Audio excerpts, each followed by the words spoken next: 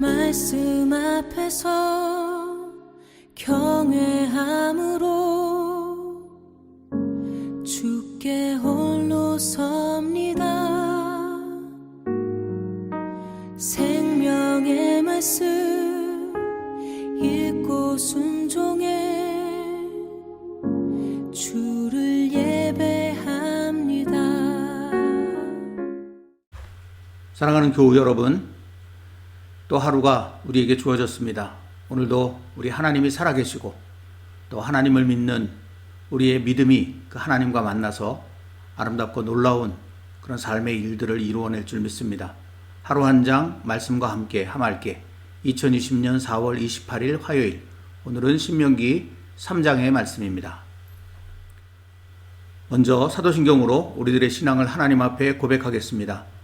전능하사 천지를 만드신 하나님 아버지를 내가 믿사오며 그 외아들 우리 주 예수 그리스도를 믿사오니 이는 성령으로 잉태하사 동정녀 마리아에게 나시고 본디오 빌라도에게 고난을 받으사 십자가에 못 박혀 죽으시고 장사한 지 사흘 만에 죽은 자 가운데서 다시 살아나시며 하늘에 오르사 전능하신 하나님 우편에 앉아 계시다가 저리로서 산자와 죽은 자를 심판하러 오시리라. 성령을 믿사오며 거룩한 공예와 성도가 서로 교통하는 것과 죄를 사하여 주시는 것과 몸이 다시 사는 것과 영원히 사는 것을 믿사옵나이다. 아멘.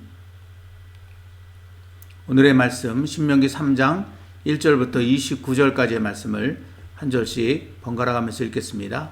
제가 1절 말씀을 먼저 받들어 읽겠습니다.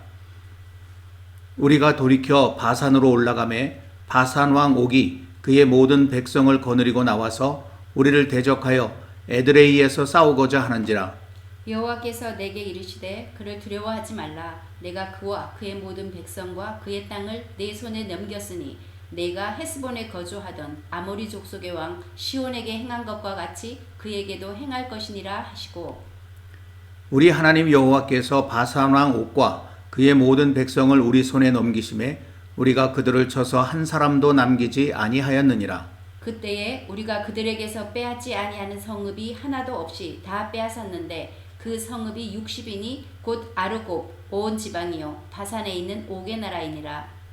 그 모든 성읍이 높은 성벽으로 둘려 있고 문과 빗장이 있어 견고하며 그 외에 성벽 없는 고을이 심히 많았느니라. 우리가 헤스본 왕 시온에게 행한 것과 같이 그 성읍들을 멸망시키되 각 성읍의 남녀와 유아를 멸망시켰으나 다만 모든 가축과 그 성읍들에서 탈취한 것은 우리의 소유로 삼았으며 그때에 우리가 요단강 이쪽 땅을 아르논 골짜기에서부터 헤르몬 산에까지 아모리 족속의 두 왕에게서 빼앗았으니 헤르몬 산을 시돈 사람은 시련이라 부르고 아모리 족속은 스닐이라 불렀느니라. 우리가 빼앗은 것은 평원의 모든 성읍과 길앗 온 땅과 바산의 온 땅 곧 옥의 나라 바산의 성읍 살르가와 에드레이까지이니라. 르바임 족속의 남은 자는 바산 왕 옥뿐이었으며 그의 침상은 철 침상이라. 아직도 암몬 족속의 라빠에 있지 아니하냐. 그것을 사람의 보통 규빗으로 재면 그 길이가 9규빗이요 너비가 4규빗이니라. 그때에 우리가 이 땅을 얻음에 아르논 골짜기 곁에 아로엘에서부터 길르앗 산지 절반과 그 성읍들을 내가 루벤 자손과 갓 자손에게 주었고, 길르앗의 남은 땅과 옥의 나라였던 아르곱 온 지방 곧 온 바산으로는 내가 므낫세 반지파에게 주었노라. 바산을 옛적에는 르바임의 땅이라 부르더니 므낫세의 아들 야일이 구술 족속과 마가 족속의 경계까지의 아르곱 온 지방을 점령하고 자기의 이름으로 이 바산을 오늘날까지 하봇 야일이라 불러오느니라. 내가 마길에게 길르앗을 주었고 루벤 자손과 갓 자손에게는 길르앗에서부터 아르논 골짜기까지 주었으되 그 골짜기의 중앙으로 지역을 정하였으니 곧 암몬 자손의 지역 야복강까지며 또는 아라바와 요단과 그 지역이요 긴네렛에서 아라바 바다 곧 염해와 비스가 산 기슭에 이르기까지의 동쪽 지역이니라. 그때에 내가 너희에게 명령하여 이르기를 너희의 하나님 여호와께서 이 땅을 너희에게 주어 기업이 되게 하셨은즉 너희의 군인들은 무장하고 너희의 형제 이스라엘 자손의 선봉이 되어 건너가되 너희에게 가축이 많은 줄 내가 아노니 너희의 처자와 가축은 내가 너희에게 준 성읍에 머무르게 하라. 여호와께서 너희에게 주신 것 같이 너희 형제에게도 안식을 주시리니 그들도 요단 저쪽에서 너희의 하나님 여호와께서 그들에게 주시는 땅을 받아 기업을 삼기에 이르거든 너희는 각기 내가 준 기업으로 돌아갈 것이니라 하고 그때에 내가 여호수아에게 명령하여 이르기를 너희의 하나님 여호와께서 이 두 왕에게 행하신 모든 일을 내 눈으로 보았거니와 내가 가는 모든 나라에도 여호와께서 이와 같이 행하시리니 너희는 그들을 두려워하지 말라 너희의 하나님 여호와께서 친히 너희를 위하여 싸우시리라 하였노라. 그때에 내가 여호와께 간구하기를 주 여호와여 주께서 주의 크심과 주의 권능을 주의 종에게 나타내시기를 시작하셨사오니 천지간에 어떤 신이 능히 주께서 행하신 일 곧 주의 큰 능력으로 행하신 일 같이 행할 수 있으리이까. 그와 없나니 나를 건너가게 하사 요단 저쪽에 있는 아름다운 땅 아름다운 산과 레바논을 보게 하옵소서 하되 여호와께서 너희 때문에 내게 진노하사 내 말을 듣지 아니하시고 내게 이르시기를 그만해도 족하니 이 일로 다시 내게 말하지 말라. 너는 비스가산 꼭대기에 올라가서 눈을 들어 동서남북을 바라고 내 눈으로 그 땅을 바라보라. 너는 이 요단을 건너지 못할 것임이니라. 너는 여호수아에게 명령하고 그를 담대하게 하며 그를 강하게 하라. 그는 이 백성을 거느리고 건너가서 내가 볼 땅을 그들이 기업으로 얻게 하리라 하셨느니라. 그때에 우리가 벳보올 맞은편 골짜기에 거주하였느니라. 아멘. 불신앙과 불순종으로 하나님께서 약속하신 땅에 바로 들어가지 못하고 38년을 세일산에서 방황하던 이스라엘은 그 불순종의 세대가 광야에서 멸망한 후 하나님께로부터 다시 약속의 땅을 향해 올라가라는 기쁜 말씀을 듣게 됩니다. 그런데 하나님께서는 그들에게 바로 올라가도록 하지 않으시고 에돔과 모압과 암몬 자손의 땅을 피해서 그 가장자리로 돌아 올라가도록 하셨습니다. 이를 통해 하나님께서는 이스라엘 자손들이 하나님의 명령에 순종하는지를 보고자 하시는 한편 에돔과 모압 그리고 암몬 자손들이 그 땅에 원래 살고 있었던 거인족들을 물리치고 그 땅에서 살고 있는 그 이유가 그들이 강해서도 아니고 그들의 수가 많아서도 아니고 오직 하나님께서 그 땅을 그들에게 주셨기 때문이라는 것을 3번씩이나 눈으로 보게 하심으로써 하나님께서 이스라엘 자손들에게 주신 가나안 땅도 반드시 이스라엘 자손들의 것이 될 것이라는 확신을 갖도록 하셨습니다. 그리고 이스라엘 자손이 마침내 요단강 동편 모압 평지에 이르게 되었을 때 하나님께서는 실제로 하나님께서 주시면 그것을 얼마든지 차지할 수 있다는 것을 직접 체험하게 하셨죠. 곧 아모리 족속 중 헤스본 왕 시온이 다스리던 땅을 나가서 싸워 점령하게 하신 것입니다. 어제도 말씀드린 것처럼 아모리 족속 또한 가데스 바네아에서 이스라엘 정탐꾼들이 가나안 땅에 들어가서 보고 두려움에 빠졌던 바로 그 크고 많고 강한 거인족 가운데 한 종족이었습니다.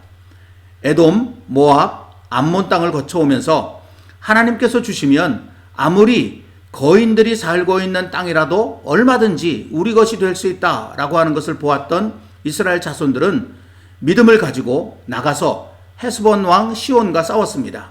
그리고 하나님의 말씀대로 그 땅을 차지하게 되었습니다. 이 싸움은 오늘의 말씀까지 이어집니다. 하나님께서 요단 동편에서 많은 땅을 차지하고 있었던 또 다른 아모리 족속인 바산 왕 옥과 연이어 전쟁을 하게 하신 것입니다. 오늘 말씀 1절, 2절에 그 말씀이 기록이 되어져 있죠. 그래서 이스라엘 백성이 이번에도 나가서 바산 왕 옥과 싸우고 큰 승리를 거두게 되며 그 땅을 다 차지하게 됩니다. 그 말씀이 이어지는 3절, 4절 말씀 속에 기록된 것을 여러분이 화면에서 지금 보고 있습니다. 여러분, 그런데 이런 말씀들이 쭉 진행되어져 나가는 가운데 바산왕 옥에 대해서 아주 특이한 말씀이 오늘 말씀에 기록된 것을 볼 수 있습니다. 11절 말씀인데 여러분이 말씀에 나오는 이 바산왕 옥이라고 하는 사람은 르바임 족속, 곧 다시 말하면 거인족의 최후 생존자였다고 기록되어 있습니다. 그가 얼마나 거대한 그 몸을 가지고 있었는지 그 침대 크기가 가로가 4규빗, 길이가 9규빗인데 오늘날의 길이로 이야기하면 가로가 1.8m 그리고 세로가 약 4m 정도가 된다고 하거든요. 그러니까 침대가 그 정도니까 그 위에서 잠을 자는 이 바사랑 옥이 얼마나 커다란 사람이었는지 우리가 능히 짐작할 수 있을 것입니다. 아무튼 이스라엘 자손이 이렇게 하나님께서 허락하심으로 요단강 동편을 차지하고 있었던 아모리 족속의 두 왕을 물리치고 그들의 땅을 다 자신의 것들로 삼았습니다. 그리고 그 땅을 루벤, 갓, 그리고 므낫세 반지파에게 기업으로 주기에 이르렀습니다. 그런데 여기서 한 가지 의문이 듭니다.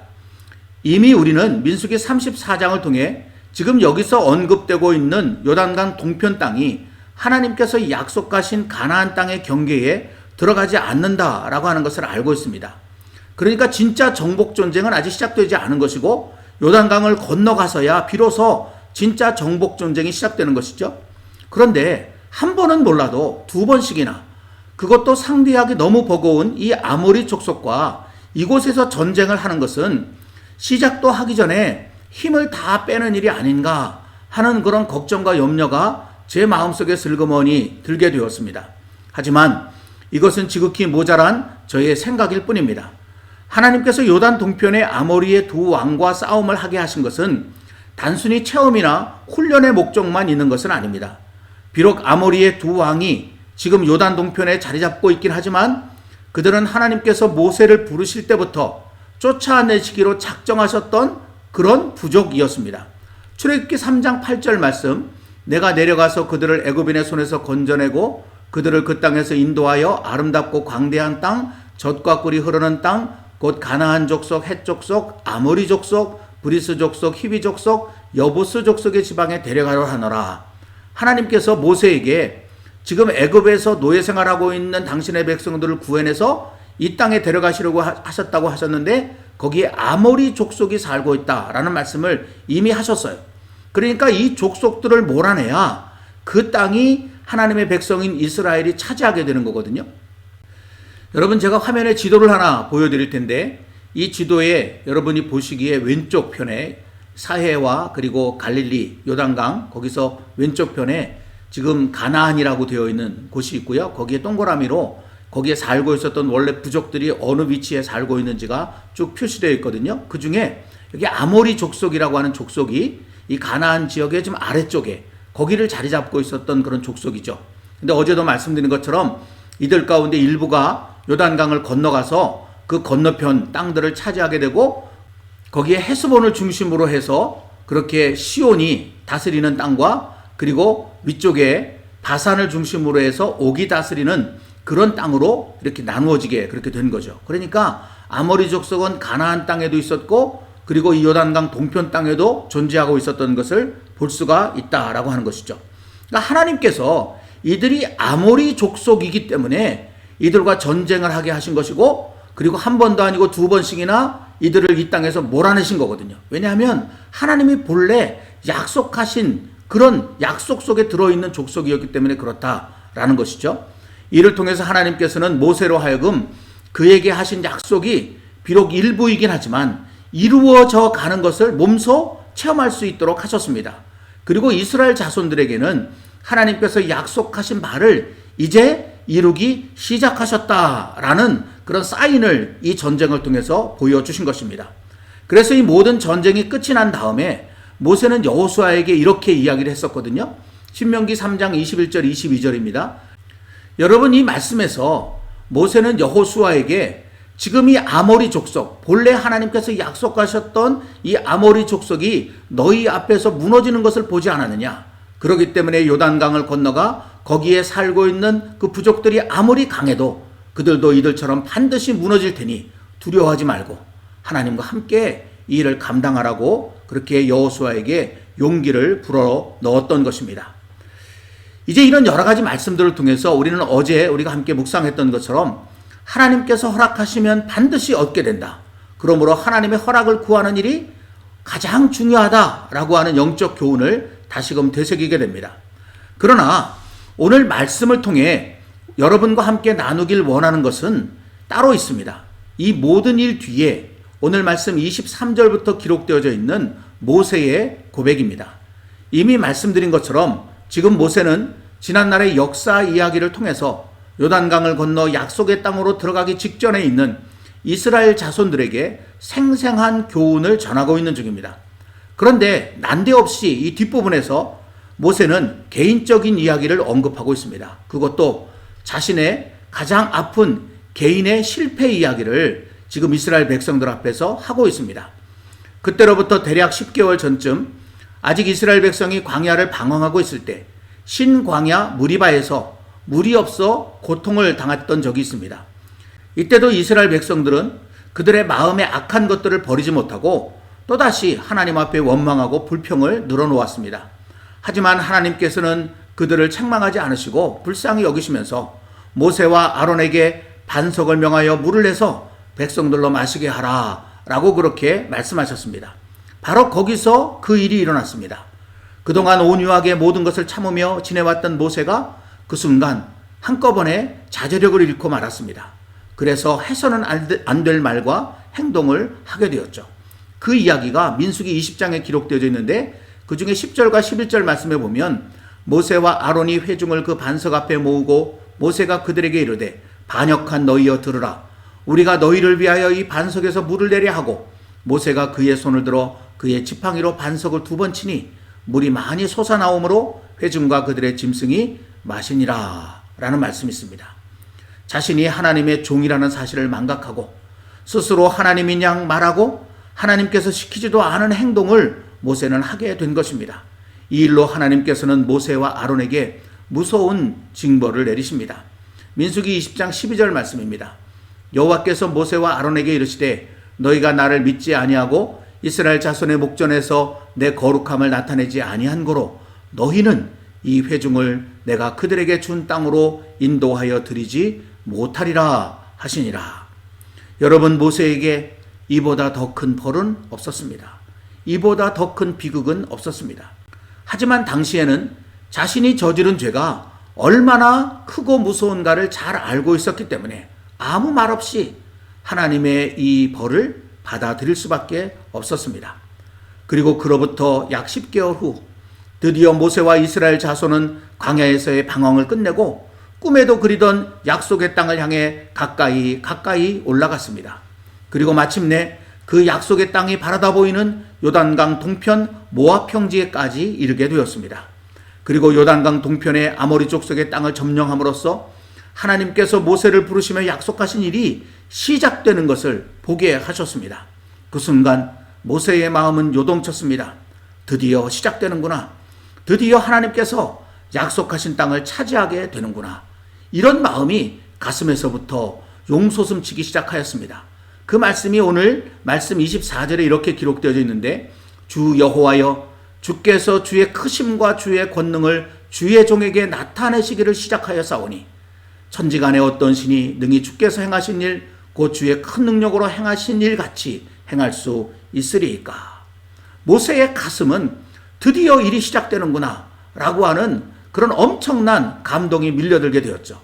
하지만 이내 모세는 깊은 절망에 빠졌습니다. 하나님께서 자기에게 허락하신 것은 여기까지라고 하는 것을 새삼 깨닫게 되었기 때문입니다. 그래서 모세는 하나님께 용기를 내어 다시 한번 간구하였습니다. 25절 구하옵나니 나를 건너가게 하사 요단 저쪽에 있는 아름다운 땅 아름다운 산과 레바논을 보게 하옵소서 하되. 그러나 하나님으로부터 돌아온 대답은 너무나 냉랭한 것이었습니다. 이 하나님의 말씀 앞에 모세는 눈물을 삼켜야만 했습니다. 그러나 더 이상 하나님 앞에 말씀을 드릴 수가 없었습니다. 그런데 여러분, 모세가 왜 하나님께서 자신의 간절한 기도를 들어주시지 않으셨다는 이 가슴 아픈 이야기를 여기서 하고 있는 것일까요?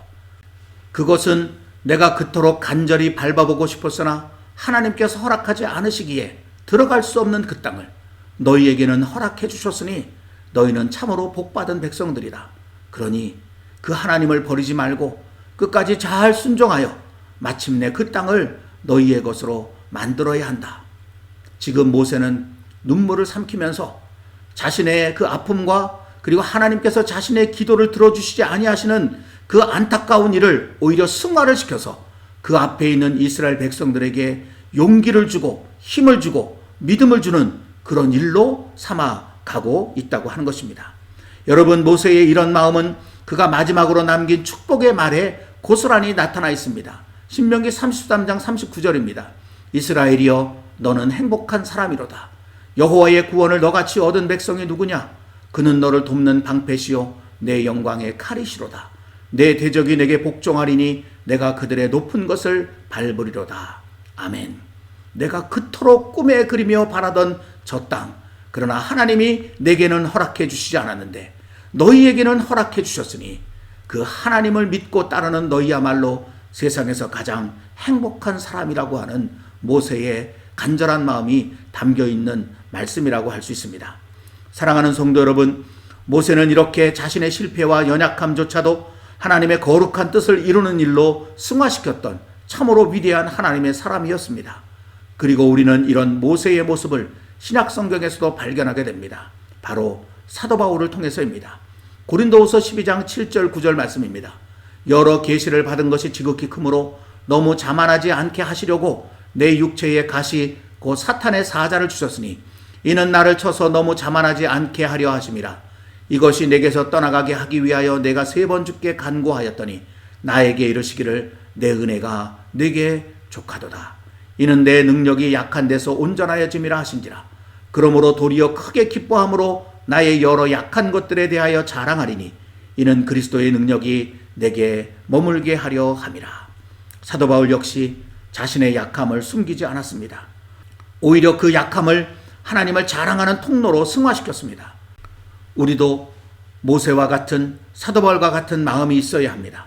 우리의 약함과 부족함, 때로 겪게 되는 실패의 순간들, 이 모든 것들을 하나님의 뜻을 이루는 일로 승화시키는 믿음이 우리에게 있어야 합니다. 여러분이 아시다시피 나는 너무 부족하고 연약한 사람입니다. 그런데 그런 내가 지금 이렇게 하나님의 일을 감당하고 있습니다. 내가 한 것이 아니라 내 안에 하나님께서 하시는 것입니다. 그 하나님께서 여러분과 함께 하신다면 여러분은 더 큰 일을 하실 수 있습니다. 힘을 내세요. 용기를 내세요. 하나님께서 여러분과 함께 하십니다. 때로는 이렇게 우리도 다른 이들을 격려하며 용기를 북돋을 수 있어야 합니다.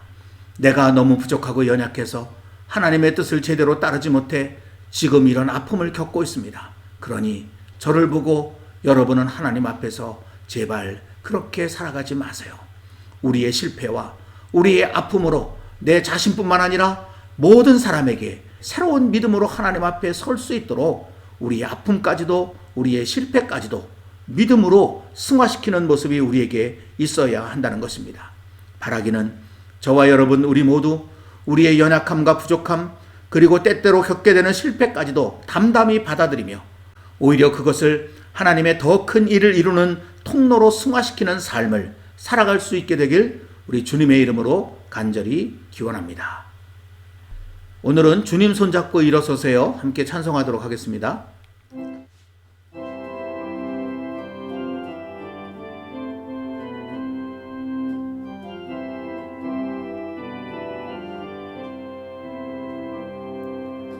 왜 나만 겪는 고난이냐고 불평하지 마세요. 고난의 뒤편에 있는 주님이 주실 축복 미리 보면서 감사하세요. 너무 견디기 힘든 지금 이 순간에도 주님이 일하고 계시잖아요. 남들은 지쳐 앉아 있을지라도 당신만은 일어서세요. 힘을 내세요. 힘을 내세요. 주님이 손잡고 계시잖아요. 주님이 나와 함께함을 믿는다면 어떤 역경도 이길 수 있잖아요. 힘을 내세요. 힘을 내세요. 힘을 내세요. 주님이 손잡고 계시잖아요. 주님이 나와 함께함을 믿는다 하면 어떤 고난도 견딜 수 있잖아요.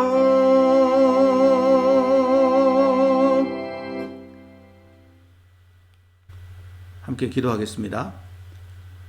사랑과 자비의 하나님 아버지, 오늘 신명기 3장의 말씀을 통해서 모세가 자신의 그 아픔까지도 하나님 앞에 간절한 마음으로 간구한 그 기도가 하나님으로부터 응답되지 못한 그런 실패의 일까지도 너무나 아름답게 믿음의 삶으로 승화시켜 나가는 모습을 보게 됩니다.